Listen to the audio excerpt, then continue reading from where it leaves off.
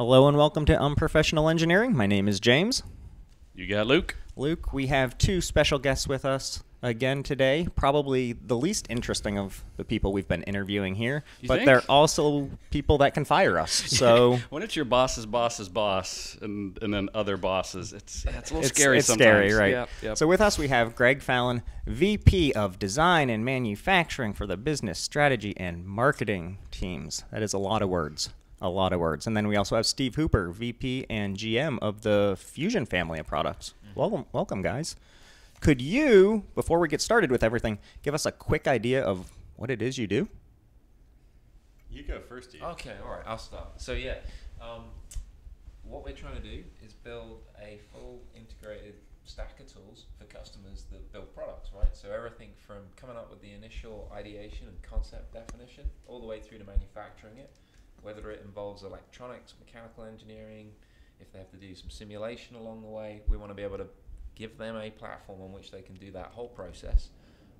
If we put it on one platform like that, we can help them explore new tech like the generative design capabilities that we're bringing to market. So that's pretty much what I do. I look after that, run the development team that's building that, and then work very closely with Greg on taking it to market and helping customers understand what we're trying to do for them, as well as listening to more about what they need and how we can better solve their problems.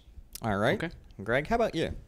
As Steve mentioned, we work really closely together. So my job is really to think about go-to-market strategy and then the market space in general and helping the market reimagine manufacturing.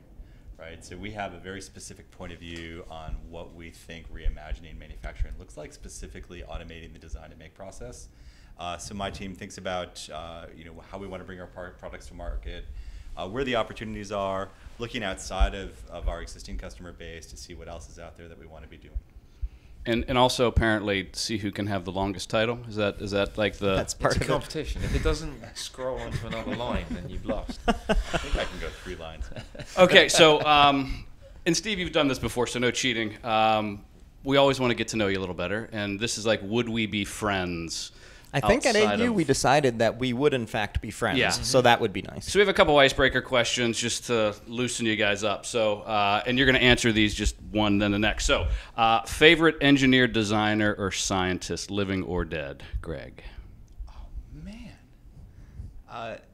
that's not really fair. Well, okay. Do you have one, Steve? I'm racking my brains now. There's so many. I don't want to go with the obvious. We already had an obvious Elon Musk. Oh really? Yeah. Yeah. Not that, he's doing cool stuff, but no. Not good enough. Not good enough. No. I'll have to think more. Okay, we'll come back to that. I mean, I'm going to be, it's not really related to our business. I mean, my favorite scientist is probably this woman from Harvard, Lisa Rendell, who wrote a book about dark matter. Okay. And that's kind of interesting. But, that's a great one. That's perfect. If we're going down that route, sure. Oh yeah, it doesn't have to be related to anything we do. Hawking, just to fly the British. There we go. That's perfect. Yeah, this was not related to anything we do. Next one. How much do you think it costs to change the oil in a $1.7 million Bugatti Veyron? It was just on MSN this morning. If you do any kind of MSN browsing, this is really current. £2,620. So that's like $4. Oh. Well, yeah, after breaks. Okay. Yeah. Greg? I would go upwards of 30,000. Wow. You are way closer. It is $20,000 to $25,000 to change the oil in a Bugatti Veyron. That's so There was an stupid. article a couple of weeks ago. It wasn't MSN. It was another news network. I can't remember where I saw it. Wow. Yeah. That's craziness.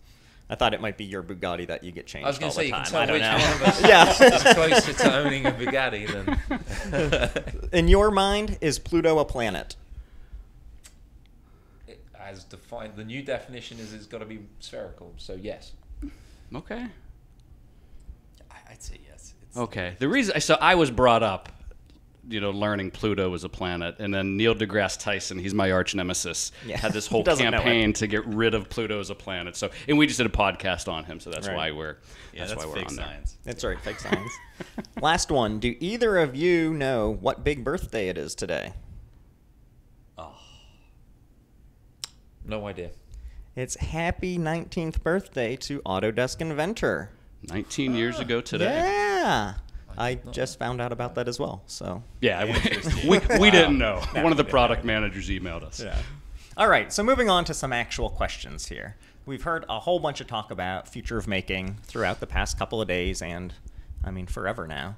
But specifically here, let's talk a little bit, without as much Autodesk talk as possible, about what future of making means to your everyday designer.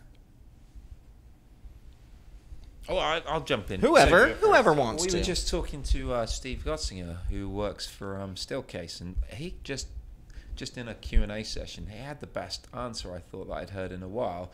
We were talking about a new chair, I think it's called the Silk with a Q, that they've just brought to market. And it's got like a one-piece back to it that's sprung.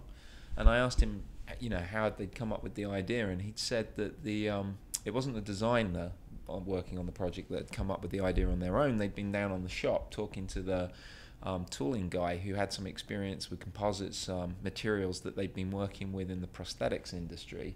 And it was through that exchange that they'd come up with this idea for a one-piece back that flexed with the chair.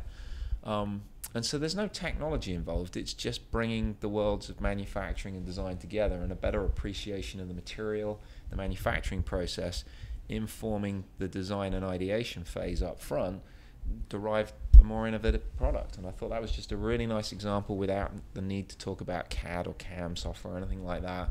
Just simple two human beings working together on sharing knowledge and coming up with a new idea. I thought that was great. Okay. To me, that's the kind of future of making, is not treating the definition and design of a product separately from its manufacturer. It's all one thing. Okay. Yeah, I mean, so if you blow that up a little bit to think about what a designer does today and what they might do in the future, a designer's world is really defined by the software they work in, right? Lines and fillets and rounds. And that career has been defined for the last 30 or 40 years that way, but that's not how designers are trained. Mm-hmm. Designers are trained to think about physics, to think about how things function, and I think the future of making is actually going back in time to how people are trained, to think about form and function and the physics behind them, and so thinking about things like materials and manufacturing processes. So what I get excited about is that we all get to be engineers we were trained to be, not the engineers that we're kind of constrained to be by the tools we're using. I like that we've gone from black holes and astrophysics, and now we're going back in time. It just feels like it's all fitting together nicely. Okay, so when we think about the future of making, there's a lot of fusion that we've been talking about. And when we think of Fusion 360 and the Fusion family, how do products like the Product Design Manufacturing Collection and Inventor, we talked about its 19th birthday, how does that fit into the future of making in your minds? Well, I feel like they're connected. So we've worked pretty hard to make sure there's workflows between those tools. And Greg and I have been working on including Fusion as part of the collection. And then we collapsed the Fusion tiers. And the reason we did that was mainly to make sure that people had access to generative. So generative, the generative technology that's in Fusion was in the ultimate tier of the product. And so when we collapsed those to one single offering, that's the offering that's now in the collection. That means any collection customer has access to be able to use generative design. And they also have a workflow. So there's an associative link between Inventor and Fusion using AnyCAD. So it means that they now have access to those tools and technologies as part of the collection. So I think, the whole thing kind of comes together in that collection and is the future of making for our customers, because it provides them with all the tools they need based on the technology they're working with today, as well as new tools and technologies that we're introducing with Fusion. Okay. So you kind of stole my thunder on a later question. You talked about the restack that happened with Fusion. There was a big announcement. I saw your video, I think it was last week, 2 weeks ago. Could you go in a little more detail on what's happening with that change? Yeah, so we wanted to make sure that, firstly, that it was as simple as possible for people to understand how to acquire the technology. So we didn't want to have multiple tiers, just one access point for people. So in collapsing the tiers together, it basically means that everyone's got access to everything that was in both products. So things like 5-axis machining, which is traditionally really expensive. I mean, many vendors would charge upwards of $45,000. That's included as part of the Fusion offering at $495 now. Same thing with things like generative design. which is a little different because it's pay-as-you-go based consumption. Same with our non-linear Nastran solvers. Again, all of those are in that single offering, so everyone's got access to it. And to make sure that existing subscribers were happy, we have maintained the renewal prices for those existing subscribers, so they don't see any difference in price from what they originally signed up for. And it just means that everyone gets access to the same pool of technology, and it means that everyone is able to enjoy, some of those tools that really represent the future of making well, like generative design, where you start to see all of our technologies combined together. So that means someone with the collection is getting that restacked Fusion, so they'll have access to generative. Yeah, that's right. Because if you think about it, when it was Fusion Ultimate, only Fusion Ultimate had generative, and we didn't include Fusion Ultimate in the collection. So it meant as a collection customer, you had Fusion, but you didn't have the generative design, 5-axis machining, and nonlinear simulation tech that was in the Ultimate version, because that was outside of the collection. Gotcha. So when we collapsed it to just one single Fusion, that's now the one that's in the collection. You've got access to everything. That's great. So we talk a lot about generative design, like a lot. All the talk about generative. And Greg, this was pretty much your baby for a long time, I suppose. Could you tell us, is it ready for the big time? Are people ready to start using it, or is it kind of a work in progress and it's getting there, learning together? Yeah, sure. So, I think for generative to really take hold, right, we really need the customers to be changing their processes. The market is kind of aligning around this idea that automating, in this case, geometry creation, is a good thing. And then the technology is maturing. So I think we're at our early phases of generative. I think generative is just starting out. I think we've learned some really surprising things about the technology and the value proposition over the last year that were very unexpected. I think originally when we started the project, we weren't sure what value people were going to find out of it. We didn't know if it was going to be about lightweighting or if it was going to be about part consolidation or something else. But actually what we found was that it's about something much bigger than either of those. It's really about compressing the innovation cycles and then also helping people to think at a much higher level. So the GM example is a fantastic one where we worked with them. They created this seatbelt bracket that was, I think, an assembly made out of 8 parts, compressed into a single part that took on a geometry or shape that they had never imagined before. And the great part about that story is that the original seatbelt bracket that was designed took 3 months to go from ideation to a validated design. The process of the reimagined bracket was created by a team in 8 hours. So they went from design requirements to 150 valid design options within 8 hours. That's amazing. So you mentioned GM. Follow up to that. So we've seen the Lightning motorcycle example as well, and those appear to be on kind of 2 different ends of a spectrum. So GM, multi-billion-dollar automotive company. Lightning motorcycles, kind of a startup electric motorcycle corporation, and that's where we're seeing this right now. How does this, everyday engineer, if you were in an elevator with a guy working with, just average person at a, small to medium-sized company, what would be their first step to get involved with generative? So I would say the one thing, regardless of size, that those 2 companies have got in common is that they're prepared to look at manufacturing processes like additive or investment casting and other technologies in the manufacturing space that support those more organic forms and shapes. So the thing that we're working on next is how to open up the opportunity to use generative with more traditional manufacturing processes by imposing constraints on the solver that look at things like 2.5-axis machining. We'll be introducing 3-axis and 5-axis shortly, and we'll continue to open that up. So Greg's team had already been looking at different manufacturing processes that are used in the mainstream, and I think when we do that, when we look at things like generative structures, or if we can start to look at things like 2.5-axis machining, sheet metal, injection molding, those types of techniques will mean that the application of generative will become broader than what you see today. What you see today are the kind of early adopters because they're in a position where they can use those alternate forms of manufacturing process that a lot of our customers can't yet. But we know that, so for your average inventor customer who maybe is working in a fabrication shop, we're thinking about applications for generative that are relevant in that space as well. So it's not just going to be for autos, aeros, and high-end sort of rocket manufacturers. We're going to bring that to the mainstream pretty quickly. That's great. One of our breakout sessions here had one of the early adopters talking about how he's using generative design, and the amount of questions at the Q&A part about it really showed how interested everybody is in the technology, even if they're not adopting it yet. But you can see that they're trying to figure out how it's going to be part of their workflow. Yeah, one other thing I would add to that, there was a guy here called Thomas Nagel. He works for a company called Claudius Peters. They don't use additive manufacturing processes, but what they do is they take the generative output and then they use it as a guide for conventional manufacturing processes. So they'll then take that as a guide and figure out how to do it using, you know, fabrication techniques as an example. So it can be still a really valuable tool to help people innovate. And I think that's where Greg touched on earlier. Initially, people were looking at it for things like lightweighting or part consolidation.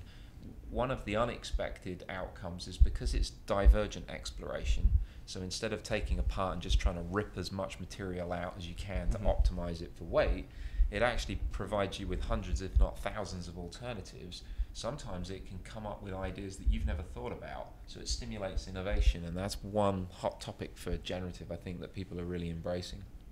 So Greg, this one's for you.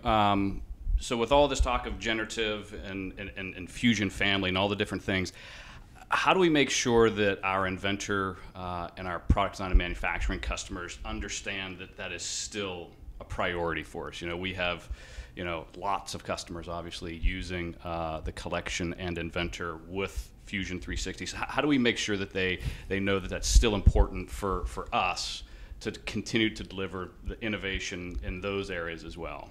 Yeah, so that's a really good question, and it's one that Steve and I have been talking about, and I've been talking about a lot with the rest of the company.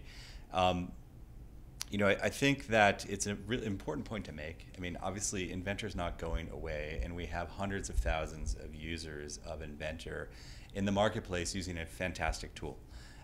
We then have PDMC, which delivers unbelievable value for the price, where we're giving engineers access to literally tens of thousands of dollars of software for you know, a fraction of that. And so we have a big job in just getting that message out. And so you'll see a lot of emphasis on this at AU. You'll see emphasis over the next 12 months, reminding everybody that we're kind of going back to basics. So we've got this fantastic vision for the future. And what we can now do is let every engineer in the world, regardless of what you do, take the next step on that journey. And so that's going to be a major campaign theme, or a major theme that you'll see coming from the D&M group overall over the next year. And I think we as employees of Autodesk need to remind ourselves that we're not just talking about the future of making things. It's not just for cool people in skinny jeans or whatever is cool these days. I'm the opposite. But you know, the future of making things affects every single one of us. If you can think, and if you can remember any of your basic engineering education, you can participate in the future of making things. So one last question before we wrap this up. You guys are kind of old, like Luke. You know, this happens. How is he's not according to Neil Cross. Well, not I had according to an Neil. incredibly young hairline. So. we actually just got an email from Neil saying that he loves you yesterday. Yeah, we weren't supposed to tell you. But now it's out there. I feel the same, Neil. I feel. So at your advanced ages, Luke, I mean you too. Yeah, that's technology is kind of scary. New technology is kind of weird. How do you guys at Autodesk, help guide us to be sure that we're still on the cutting edge of all the tech trends? That's easy. Work with customers. Work with customers? Yeah, love working with customers. Honestly, this event that we're at right now is just filled with customers, and we get the chance to sit side by side with them. I told them this morning, the best thing they can do for us, and I'd say the same for anyone that's listening to this, is tell us what we're not doing well. Tell us where we could improve. We'll gain a lot more value from that, and we'll be able to better serve you as a vendor. We're working on all sorts of ways to do that, so it doesn't need to just be through forums. We have manufacturing facilities, so we work side by side with customers to actually bring products to life. You mentioned Claudius Peters is a good example, and Lightning Motorcycles have worked with us. There are many customers we work with to not just look at the software application, but to also physically bring their product to life. It teaches us a lot more about their process. that's the best way for us to help, evolve technology, is hand in hand with the people that use it. Yeah, I mean, the only thing I'll add to that is absolutely. I think that, if there's one thing that every company needs to do is spend time with their customers. There's another side of the coin that we take for granted at Autodesk, which is looking outside of technology. I mean, Autodesk is very much a Silicon Valley company, a company that's rooted in innovation. We invest in innovation in all sorts of different ways. And looking out to see what the technology trends is also super hard, right? So we heard Steelcase talk earlier today about how he goes to bed every night having read kind of the latest tech trends. He talked about 5G cellular networks. He talked about artificial intelligence. And so the nice thing about that is that you can store the information in the back of your mind, and then when you start to look at customer problems, you can start to put two and two together and imagine what things could look like. Yep. I think it's interesting because most people, even internally, we kind of think, oh, you guys probably just sit behind your desks, you're in meetings all the time, but you're actually out there talking to customers, you're at events like this, meeting them, empathizing, as Steelcase Steve was saying, and learning about the problems and how to make our products better. You can use the tools as well, right? So we have facilities like the Pier where we have machining centers, and we can physically go and use the software we build and actually make stuff ourselves. Many of us are ex-engineers, so we get a kick out of doing it. Ex-engineers. I'm professional engineers. Yes. But we get a kick out of it, and we do it for the reason that we love manufacturing and design. It's not that we're all just business folks. We love what we do because we're one of the customer base at heart anyway. Great. Well, I think we better call it on that. Yeah. Thanks for joining us today. It's been a lot of fun. Hopefully everyone else liked it as well. Maybe they weren't as disinteresting as I led people to believe. But I guess until next time. And enjoy the rest of your Accelerate, guys. Thanks for joining us. Thanks. Cheers. Bye now.